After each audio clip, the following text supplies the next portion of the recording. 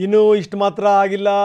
ಟಿ.ಜೆ. Abraham ವಿರುದ್ಧನೂ ಕೂಡ CM ವಾಗ್ದಾಳಿ ಮಾಡಿದ್ದಾರೆ. ಟಿ.ಜೆ. ಅಬ್ರಹಾಂ ಒಬ್ಬ ಬ್ಲಾಕ್ ಮೇಲರ್. ಟಿ.ಜೆ. ಅಬ್ರಹಾಂ ವಿರುದ್ಧನೂ ಕೂಡ ಸಿಎಂ ಮಾತಾಡಿದ್ದಾರೆ. ಟಿ.ಜೆ. ಅಬ್ರಹಾಂ ಒಬ್ಬ ಬ್ಲಾಕ್ ಮೇಲರ್. ಅವನ ದೂರಿನ ಮೇಲೆ ನೀವು ಕ್ರಮ ತೆಗೆದುಕೊಳ್ತೀರಿ. ಈ ಕ್ರಮವೇ ಕಾನೂನು ಬಾಹಿರ. ಅನೇಕ ಜನರ ವಿರುದ್ಧ ಅಬ್ರಹಾಂ ಇದೇ ರೀತಿ ದೂರು ಕೊಟ್ಟಿದ್ದಾನೆ.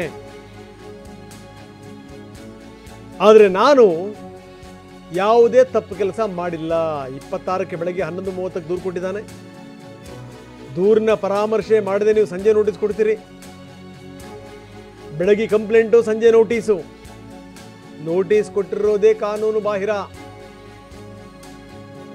ಇದು ಸಿದ್ದರಾಮಯ್ಯನವರ ಹೇಳಿಕೆ. ಅವರು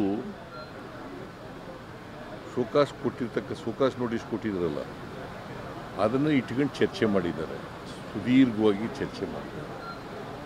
ಚರ್ಚೆ ಮಾಡಿ ಅದು ಕಾನೂನು ಬಾಹಿರ ನೋಟಿಸ್ ಕೊಟ್ಟಿರ್ತಕ್ಕಂಥದ್ದು.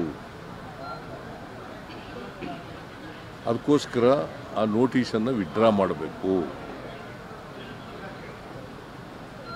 ಮತ್ತು ಅಬ್ರಾಮ್ ಒಬ್ಬ ಅವನ ಆಂಟಿಸಿಡೆಂಟ್ಸ್ ನೋಡಿದಾಗ ಅವನೊಬ್ಬ ಬ್ಲ್ಯಾಕ್ ಮೇಲರು.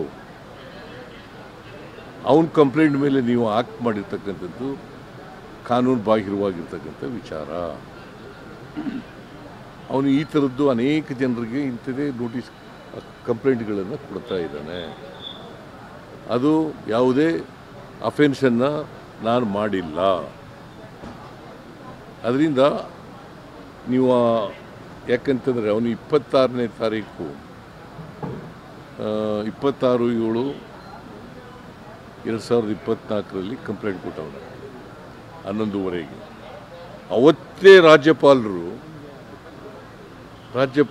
ಶೋಕಾಸ್ ನೋಟಿಸ್ ಕೊಡ್ತಾರೆ.